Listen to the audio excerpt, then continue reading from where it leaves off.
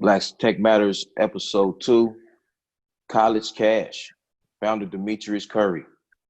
Demetrius, introduce yourself. Tell us who you are, what you're doing, and what is College Cash, and how can the marketplace benefit from this service. All right, no problem. Uh, First of all, thank you for having me. Appreciate So, you being here. no problem. On a Sunday, so uh, I'm gonna do the best I can with my cup of coffee. So, my name is Demetrius Curry. I am the co-founder of College Cash. Let's see a little bit about me. Originally from Chicago, born and raised. Went into the Marines at 17, technically 18. After that, got out, did some things, traveled around. Eventually went to Northern Illinois University, and from there ended up working in finance in New York, Wall Street, ADP, payroll company, things of that nature. And eventually just the entrepreneurial bug bit me, and here I am. So College Cash is a student loan reduction payment platform.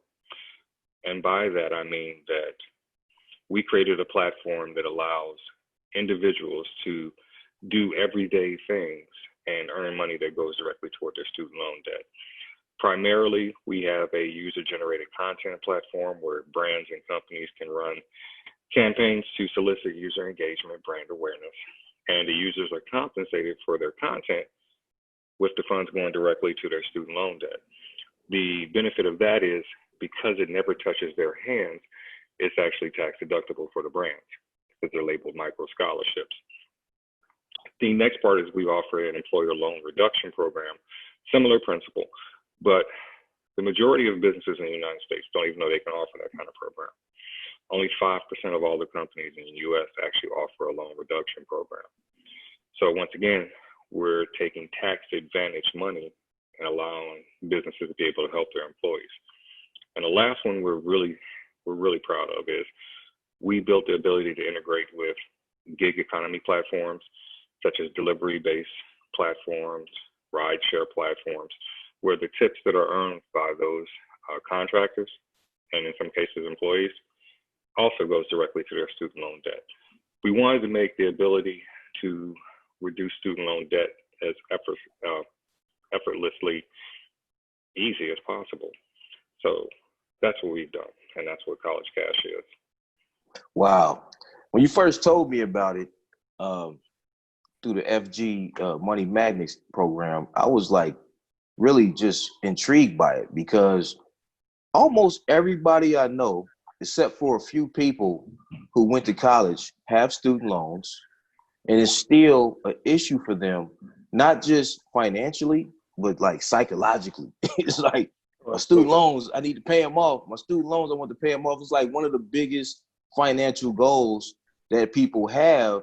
But it's like when they give you the student loans, you're happy to take them because you want to go to school, you want to be educated, but you also know this might be a long-term decision that can affect you and your quality of life and your finances for a long time. Henceforth, why you see a lot of billionaires paying off student loans for graduating classes because they know that this will affect how much they can invest in themselves, right? So if you graduate from college and your student loans probably like most of them kick in within like 6 months to a year after you graduating, unless you have a reason to defer them. And then when you defer them, you're still building up interest and all of that good stuff. So student loans are a business. They're not charity, right? For the companies and the government who supply them initially. But it's just funny to me that in the supposed most robust economy in the world, that there hasn't been a mechanism in place to help people alleviate the student loans just through their purchasing behavior or through their social behavior, because it benefits the economy and it benefits the person who has the student loans. My thing is, when you told me about College Cash, I didn't know if it was like B2B or B2C or both. All of the above. Okay. And so another thing is it affects people's ability to qualify for homes, right? I've known a few people who have student loans. I didn't mean to cut you off. They have student loans and the way that they qualify student loans regarding your DTI affects how much house and what type of house you can get. It's a big Well, deal. I mean, yeah, no, absolutely. But the overall picture is student loan debt affects everything, not just your ability to purchase a house. Right. If you look at the entire cycle of coming out of college, and like you said, within those first 6 months, you're trying to find your feet, get that first job, hopefully find a job that doesn't have you underemployed. And what ends up happening is you have to budget, and it causes undue stress on so many graduates. But even a bigger problem is those who have the debt without a degree. So say you went for 2 years and you didn't finish, you don't have a degree, but you still have that debt. So when you look at it in that aspect, it's not just the home purchase, it's anything. I mean, student loan debt, if you look at most people's credit reports, that's one of the largest things out there. And it's one of the easiest to fall into slow pay or no pay or default. Because, so what we did was we looked at it from the standpoint of what's the easiest way to do it without really having people change anything of what they're doing. So in essence, what we did is we looked at the three things that caused, I guess you could say, the most internal turmoil for all of us on the team: advertising, student loan debt, and social media. And we combined those. So I completely agree with you what you said as far as the DTI, but we look at the people who can't even get decent apartments because their credit is jacked, their interest rate on their cars, or just the stress that now you have to get two jobs because your student loan payment necessitates you to still do it. And we could get into a way deeper conversation about the value of the degree versus student loans, but we're going to say that for another day. But we just wanted to come up with an easier way, because College Cash is adding value to the degree by helping them pay off student loans earlier. Yeah, that's one way to look at it. That's one way to look at it. Yeah. But when we did our research, we realized that the majority of people that we were going to help would be the ones that have debt with no degree, or they're underemployed, right? Which is a huge thing right now, which is why we targeted the gig economy workers, because we realized, and I'm sure you've had this happen, you ride in an Uber or Lyft, or you have a conversation with the driver and you're like, why are you driving an Uber and you have like a degree in like physics? Like, this makes no sense. Well, it's the nature of the economy now. So we really wanted to be able to overwhelmingly help the disenfranchised, the underserved, the people who are existing paycheck to paycheck to have the desire to pay their student loans off and, with the rest of their credit. But at the same time, don't have an avenue, like you said, that's easy, that they can do it without having to get a second job or, work extra hours. This is something as simple as either your employer can offer it or just post pictures, which everybody's doing anyway on social media. So, what would be also a good idea, or I think so, would be kind of dope if, like, say if you signed up with College Cash and you guys were working with a servicer, say for people who were in default, that if you signed up with College Cash, like, you can become out of default status within like 30 days. Well, we are working with a servicer, actually. We're working with a pretty big one. They have $3 billion on student loans under management, 300,000 users. It's not that simple however, if you stretch that out to a 60 or 90-day period, right, that's actually doable, and that's some of the things we've discussed. Because, well, me, I'm on the consumer side. I want 30 days, but on the business side, the logistics of that might be a little more difficult to implement. But I just know that a lot of people who are in default, if they had a quick way to resolve it and it didn't cost them a whole lot of time and money, that would not only help them, but it would also help the student loan companies and the credit bureaus, because the credit bureaus get an influx of people trying to get those things off their credit. Well, see, that's a whole different conversation. So we'll go where it helps the student loan services. Not too particularly sure about if it helps the credit bureaus, because let's just say they're not consumer friendly. So, but the services, you're correct. The only issue with the 30-day kind of thing is there's been no traction to prove that they're worthy of coming out of default. there's been no Right. action. So you have to have that time period to be able to establish they've participated in campaigns, they've actually accumulated some kind of balance.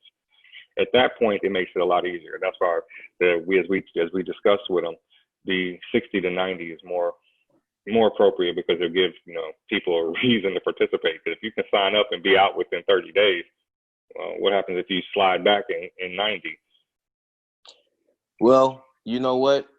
I agree with you on that. But like I said, I remember with my student loan situation, if I can get it done in 30 days, it would have been helpful to me. But like I said, from a business standpoint, and like you're saying, they have to be able to show that they're willing to change up some behaviors before they get that reward. Oh, absolutely. Absolutely. Yeah. So I understand that.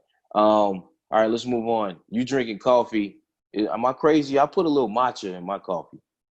Oh, no, it's coffee. It's just regular, just home brewed, cream and sugar. It's pretty much the staple of my day. It keeps me going. Yeah, So matcha is my thing. I'm matcha with coffee, or matcha with tea, or matcha by itself. yeah, I haven't gotten to that level of life yet. Yeah. So I'm still doing the Folgers Maxwell House. Yeah. So it's cool. I'm gonna get on your level and do the matcha one day. Yeah, try it. But all right, so let's move on. So what stage is College Cash at this point right now? Is it launched? Yeah. Oh, yeah. We're launched. Okay. I guess the easiest way to describe it is, according to actual terminology, I would say is we're pre-seed, but we're launched. We're in the marketplace. We have paying customers. We're working on some really interesting deals with some larger national brands right now. So we're in talks with a major food delivery service platform. And as I said, we've already started dealing with one of the largest student loan servicers. We're working on a license agreement. That much I can say. Like I said, $3 billion under management, 300,000 users. And so they're looking to white label our product, because in the servicing part, there's no white label products to encourage their borrowers to look at alternative repayments, which is what they're considering us. They're considering us an alternative repayment platform, which works for me.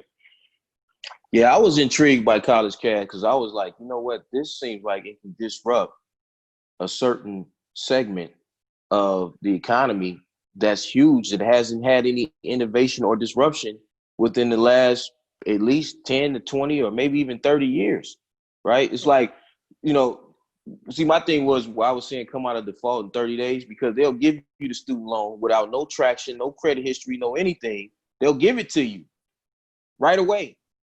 But at the time, you appreciate it because you're like, hey, I want to get educated. I don't have enough money to pay out my pocket. My parents don't have enough money to pay out of pocket. Give me this loan right now. I promise I'll pay y'all back, right? But then they don't have any type of, like I said, mechanism in place for once you have to start paying those loans to kind of assist you, because they know prior to giving them to you what the economy is going to be like in 3 to 5 years. Because you graduate in 4. But see, here's the problem, though.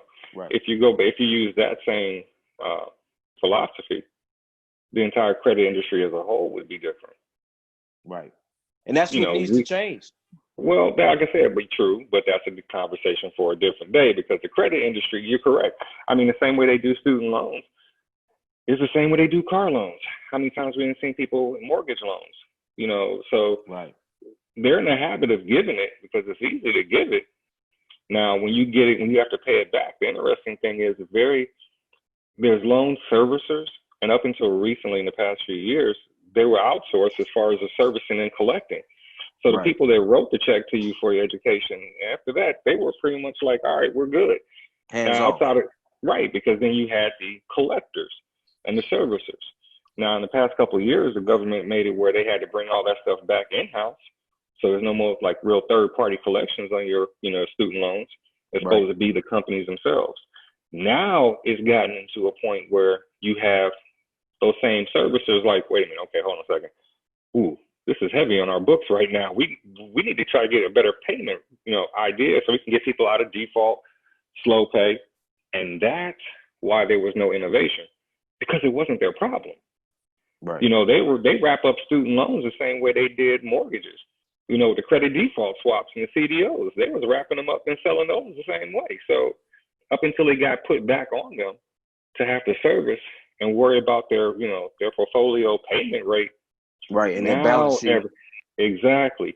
Right. Now everybody's concerned and like, how can we get our borrowers to really try to focus on this? And, you know, not trying to be funny, the events of this year have, and last year with the, you know, nominations and people trying to run for president and things of this nature, it was all of a sudden as a hot button topic, student loan debt, student loan debt. Oh, we're going to absolve all student loan debt. No, you're not. That's never going to happen. There's an entire industry built behind that. So no, you're not. You're going to wipe out $1.6 trillion worth of, no, you're not. So, you know, between last year, this year, and the whole, oh, well, we're going to kind of put your loans, don't worry about paying them till 2021, no interest. And that's great. But it means people are thinking about it, because when this period is over and they say you got to start going back and paying on, people are going to be looking for different ways to do it. Plus, employers are going to be looking for different ways to be able to say they're helping their employees or potential employees. So Right. this was actually the innovation, the time for innovation was perfect for us. And I hate to say it like that, but even if, you know, things this year, you know, pandemics and stuff hadn't happened, we were still in a good position because of all the spotlight that was put on the student loan debt crisis last year. Well, you know, to me, this is why Black Tech matters. Because, you know, we are innovators, you know, we're creators. Like I said, we're contributors. And we, because of the social construct that we come up in, we have to figure out things differently than just the average person in society, right? So if you combine what we have to figure out socially, and you combine that with a technological mindset, I mean, that's disrupting entire industries, right? And then when we have ownership of that, now you start talking about the economic impact, where you can provide jobs or even contract situations, because you might not want to hire, you know, 20,000 employees, but you might want to hire X amount of contractors. But that's still, because a lot of people, once you learn how to set up an LLC or a DBA or whatever structure you want to have for your business, it might actually be more beneficial to you for tax purposes and your freedom life, work-life balance, to be a contractor, as long as you have a pretty decent and lucrative contract and you learn how to run your business. You have to get, like, I was talking to somebody from Howard one time who was an administrator, and we were just at like a party, and we were talking about different things that they can probably do at the HBCUs to kind of prepare their students to go back in the community and be able to not just get jobs, but actually have like big businesses. And I was like, if you're a business student, undergrad, or even grad school, when you leave, they need to hook you up with two things: a CPA and a contracts lawyer. But see, here's the thing, and I'm glad you brought that up. And, you know, we've talked about various viewpoints on things, and I'm going to have to say we need to roll it back even further. See, the issue with all of that is, first and foremost, we have to acknowledge and empower each other to believe that we have the ability to create these businesses in the first place. Right. So it's not even about when you go to school, when you go to college and you come out of a business program. Let's be frank. Those are the lucky few.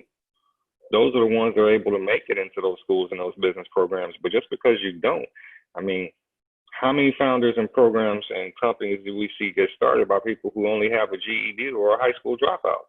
The difference is they're lauded. They're used as examples in their communities. In ours, in our community, it doesn't matter how smart you are. If you tell somebody, well, I know I didn't go to school and I barely got out of high school, or I have a GED, but I got this great idea for this app or this platform, our community is not. They don't rally around you. No, they don't. They don't even give you a chance to, they don't. A real chance to make that idea into fruition. No, because it goes against the norm.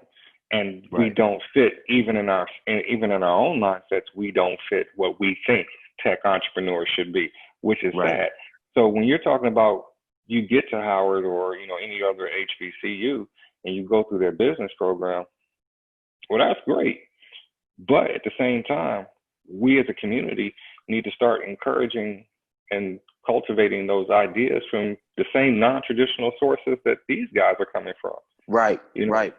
Just a guy in high school who has a good idea. I think really, like, black high schools need to be focused on mostly science, trades, and tech. Well, Starting once again, businesses, science, business, trades, tech, and maybe even some psychology. Like Big Sean has a song that he has with Nipsey Hussle called Deep Reverence. And he said, I learned science and biology, but I never learned how to cope with my anxiety. but see, here's the thing. And because my previous experience was in ed tech and in education. So that sounds fantastic.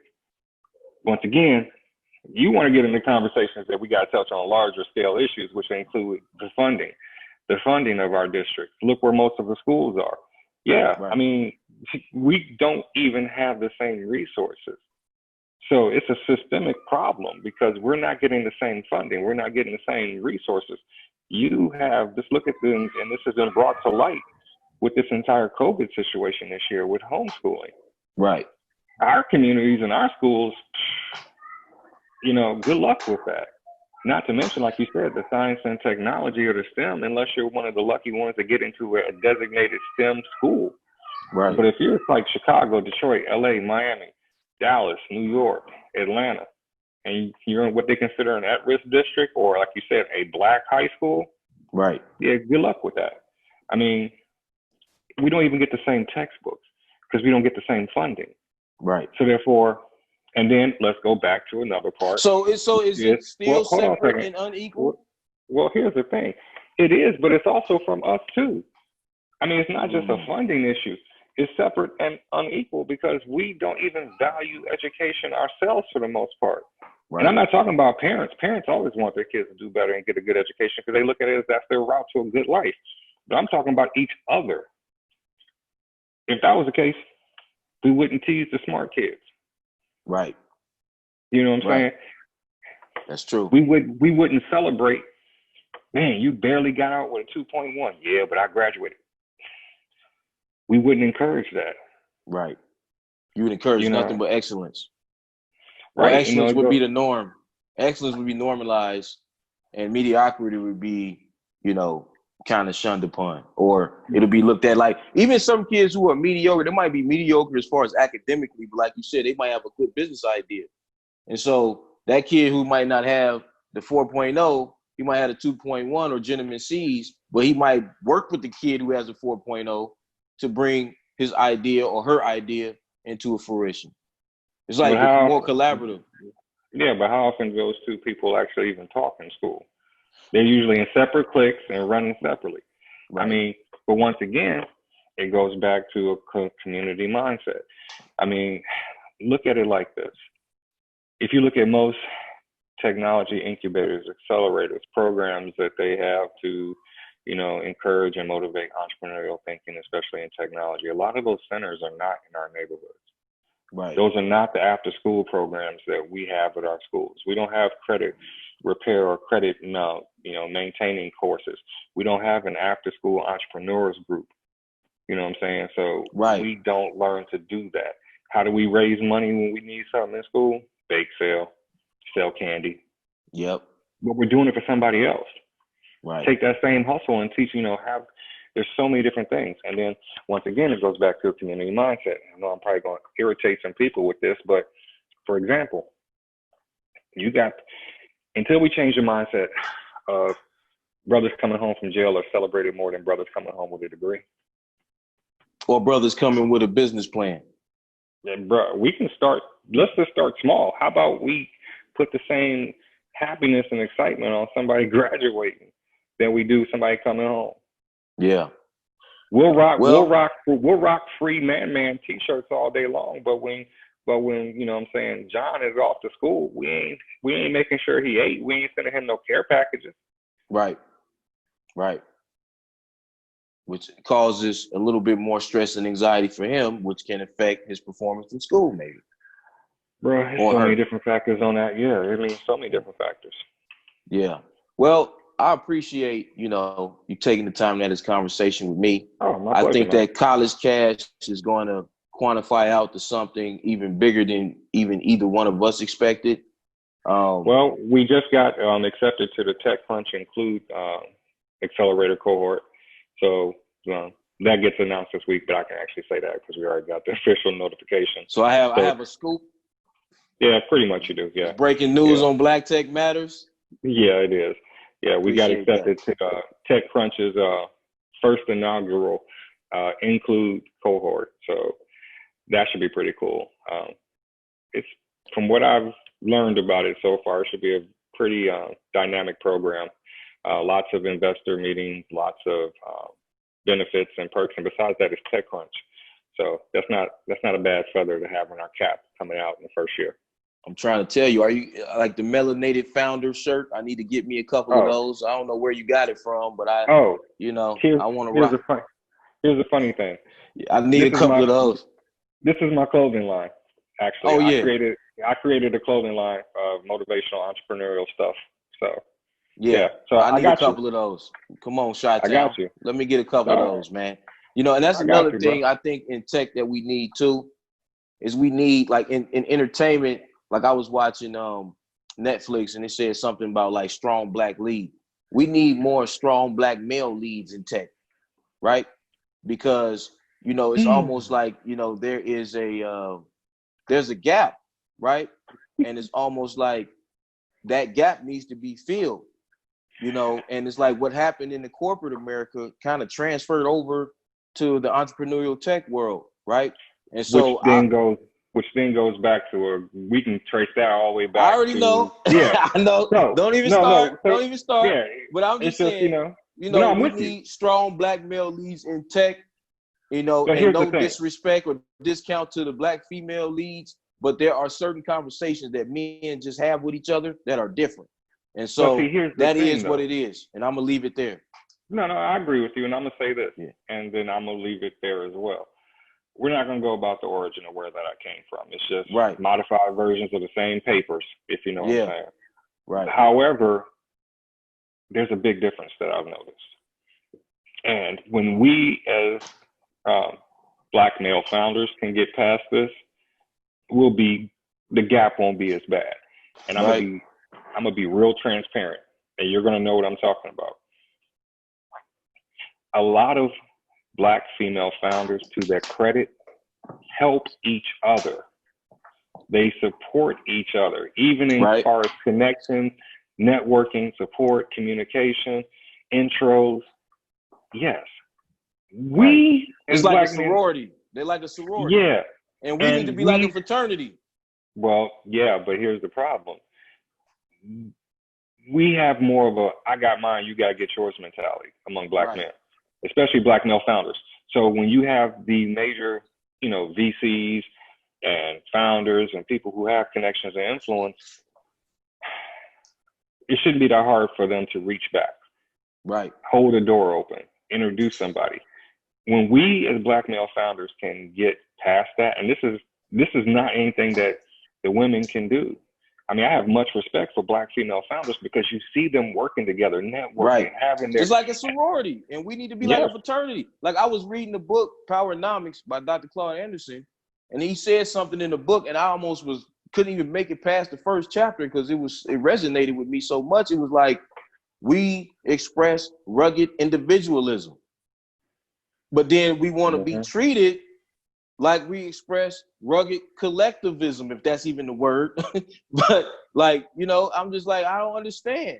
And it's, you have to get past, and then the egos, right? It's like the egos, man, listen, if you don't have, this needs to be the new bar. If you don't have $500 million liquid, or a company is worth $500 million, chill with the ego. But, like you have, like this. I gotta drink my matcha and coffee right now after that one, bro. Because I'll sit around and I'll be watching all these unfounded egos, and I'm just trying to figure out where it comes from when your counterparts that are of other cultures man, they don't have no ego until they do something huge.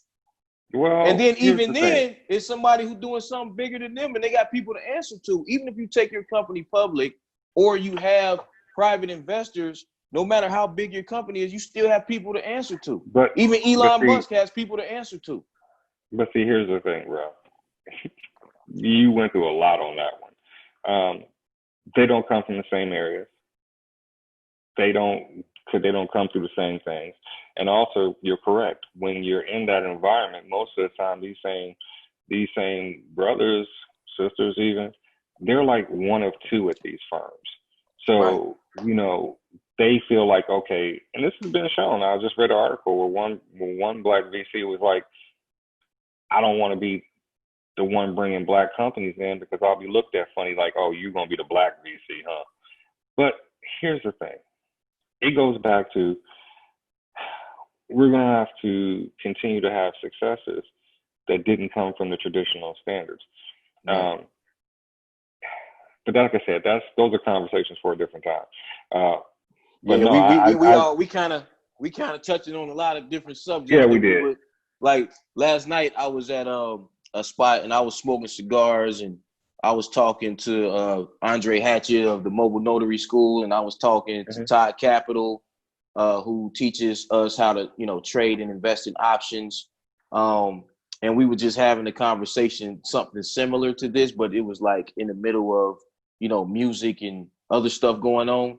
But it was like, we can't have that conversation right now because this is only a certain amount of time I'm allotted to really do this, because I want to stay focused on the subject matter that we started with, which is college cash.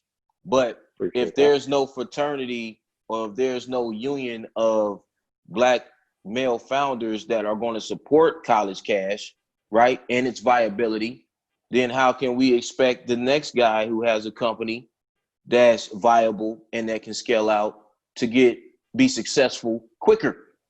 Like I was saying something. If you look at, like, say, Bill Gates, you look at how long it took him to become a billionaire. Then you look at Steve Jobs, how long it took him to become a billionaire. And then you look at Michael Dell and look how long it took him to become a billionaire. And then you look at Mark Zuckerberg. You know what I mean? It's like every generation is supposed to do well faster. Well, like not slower. Well, I got to stop you for a second because I'm going to say this.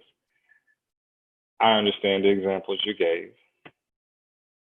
But as far as I'm concerned, I'm going to answer your question that you asked earlier. Without, if, say, black male VCs didn't get involved in college cash, okay, that's fine. Because here's where the difference is. It's my responsibility once I get where I need to be, regardless of where the funding and support comes from. It's my responsibility, understanding that pain and that struggle, to reach back and help others. Right. That's where a lot of the disconnect is, because there's tons of us that don't get support from, I'm gonna use quotes, black organizations and black VCs and minority firms, and we can go through this all day. I get it, but once we do get to a certain point, it's our obligation to reach back or hold the door open or give an intro, because that's the only way that the next person is going to feel the pain that you felt. I think a lot of us, sometimes we forget what it felt like. So to answer your question about why do if you reach a $20 million company, why do they act funny? That's quite honestly because they forgot what it was like. Right. So it's our responsibility to help and reach back and do things like we're doing now between you and I. So I don't really stress that. Just like all the examples you gave, that's cool. Man, believe me, I understand. I know all the trajectories those companies took. I know how long each of those companies took to make their founders billionaires. But then I remember, I ain't them. Right. So my trajectory is going to be my trajectory. But however, what I'm supposed to do is reach back and help somebody else so their path isn't as long as mine. And then they can reach back and their path won't be as long as that person. It's a cycle. And we need to create different cycles. Our cycles need to be upgraded and need to be recreated.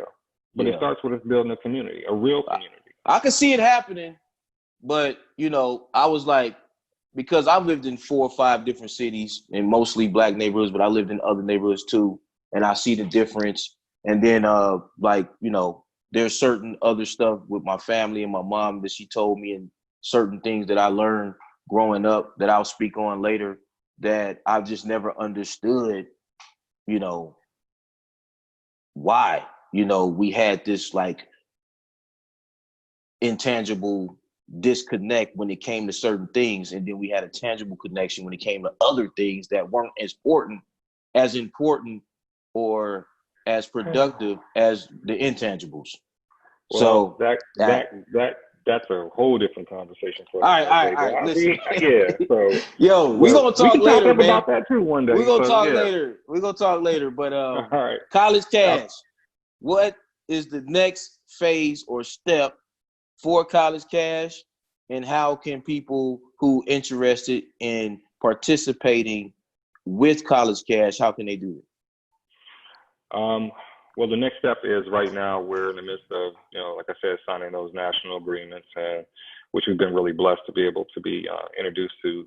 That's going to take us on a whole different trajectory, definitely. And as far as if people want to be involved, they can feel free to reach out to me directly. It's Demetrius at yourcollegecash.com. I'll read my emails. I'll look in my emails and go from there. Okay. Well, I'm gonna need you guys, because I know this is about to be something huge. I know there's gonna be a newsletter. There's gonna be some type of email sign-up list. There's gonna be some type of beta version or something like that. I will definitely keep you in the loop and make sure. I need it for me. Yeah, I need it for my student loans. I got you. Not a problem. That's what I'm looking for. So listen, man. I really appreciate you taking the time to talk to me. We already spoken a few times before, and I think that this company is going to be revolutionary. And I'm not just saying that as a cliche term that most tech founders use. I'm going to revolutionize. No, this really is revolutionary. It really is something that's just for everybody who has student loans. And I think it's the way that you implement it and have so many different ways for people to take advantage and participate in your College Cash. That's just, a dope thing, because it's not just one way. It's multiple ways. And I think that because people have multiple lifestyles, multiple personalities when it comes to, their purchasing behavior, or when it comes to how they post pictures. Some people have Instagram, they don't really post no pictures. So the posting thing might not work for them, but they also have other ways that they can be involved with, your product or service. So I appreciate that. And we're going to end it here. All right. Well, you have a great Sunday. Dope conversation. I'll call you again tomorrow, and I think I have somebody that probably wants to speak to you. And we'll just take it from there, and I appreciate you. No problem. I appreciate you as well, bro. You have a great one. All right, you too. Thank you. All right. Yep. Yep.